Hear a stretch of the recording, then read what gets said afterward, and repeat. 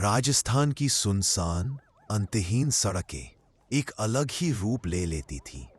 चारों तरफ बस अंधेरा और कभी-कभी दूर से आती किसी ट्रक की हेडलाइट की पीली रोशनी। मोहन पिछले 10 सालों से इन्हीं सड़कों पर अपना ट्रक चला रहा था। वह इस रूट का पुराना खिलाड़ी था, लेकिन आज की रात कुछ अलग थी। दिन भर की गर्मी के बाद रात में एक अजीब सी ठंडी हवा चल रही थी, जो दिल में सिहरन पैदा कर रही थी। जैसलमेर से कोयला भरकर मोहन जोधपुर की तरफ जा रहा था। रात के करीब 2 बजे थे जब उसने अपने रेडियो पर सिर्फ स्टैटिक की आवाज सुनी। आम तौर पर इस समय कुछ धार्मिक गाने या पुराने फिल्मी धुनें चल रही होती थी। लगता है सिग्नल कट गया, उसने खुद से कहा और रेडियो बंद कर दिया। सड़क सीधी और वीरान थी। दूर दूर तक कोई गांव या ढाबा नहीं था। अचानक उसकी हेडलाइट्स में कुछ दिखा। सड़क के किनारे एक पुरानी टूटी हुई गाड़ी खड़ी थी और उसके पास एक अकेली औरत खड़ी थी।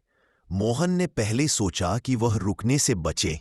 इस सुनसान जगह पर किसी भी तरह का जोखिम ठीक नहीं था। मोहन को दया आ गई। उसने धीरे से ब्रेक लगाए और ट्रक को उस गाड़ी से कुछ दूर रोका। क्या हुआ बहन जी?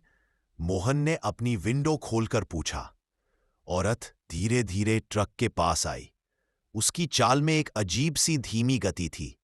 जैसे ही वह रोशनी में आई, मोहन ने देखा कि उसकी आंखें बहुत बड़ी और काली थीं, जैसे उनमें कोई गहराई हो। उसके बाल बिखरे हुए थे और उसके चेहरे पर एक अजीब सी शांति थी, जो डरावनी लग रही थी। मेरी गाड़ी खराब हो गई है भाई साहब, औरत ने धीमी, लगभग फुसफुसाती हुई आवाज में कहा। क्या आप मुझे अगले गांव तक छोड़ देंगे? मोहन को थोड़ा अजीब लगा, लेकिन उसने सोचा कि रात में अकेली औरत को छोड़ना ठीक नहीं होगा। हाँ, बैठ जाइए, मैं उसी रास्ते जा रहा हूं। औरत ने दरवाजा खोला और ड्राइवर सीट के बगल वाली सीट पर बैठ गई। जैसे ही वो अंदर बैठी, मोहन को एक अजीब सी पुरानी मिट्टी और नमी की गंध आई। उसने केबिन में देखा, लेकिन कुछ भी गीला या गंदा नहीं था। आपका बहुत बहुत शुक्रिया, औरत ने फिर फुसफुसाया। मोहन ने ट्रक आगे बढ़ा दिया। कुछ देर तक दोनों चुप रहे। मोहन ने कोशिश की कि बात शुरू करे। आप कहाँ जा रही हैं? औरत ने जवाब नहीं दिया। मोहन ने साइड मिरर में देखा। उसे लगा कि औरत की परछाई दिखाई नहीं दे रही थी। उसने एक झटके में अपनी नजरें सीधी की। ये क्या अजीब विचार आ रहे हैं, उसने सोचा। तभी औरत ने अपना हाथ उठाया और मोहन के कंधे पर रखा।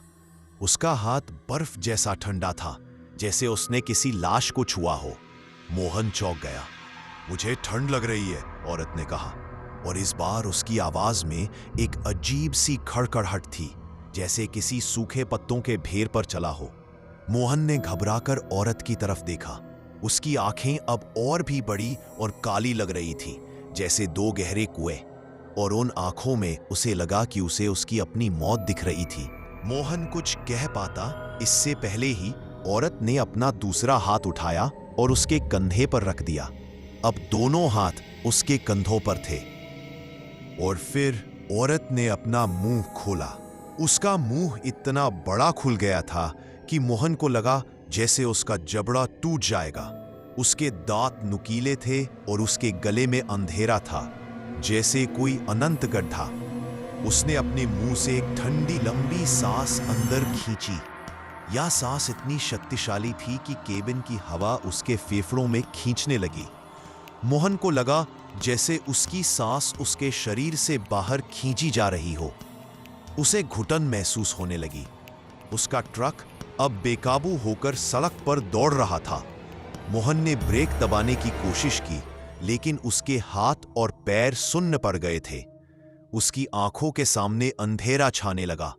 अंतिम चीज जो उसने देखी वह थी उस औरत की काली गहरी आंखें, जो अब उसके बिल्कुल करीब थीं, और उसके मुंह से निकलती हुई एक भयानक सूखी हंसी जो रेगिस्तान की खामोशी को चीर रही थी। सुबह हुई तो गांव वालों को सड़क के किनारे एक जला हुआ ट्रक मिला।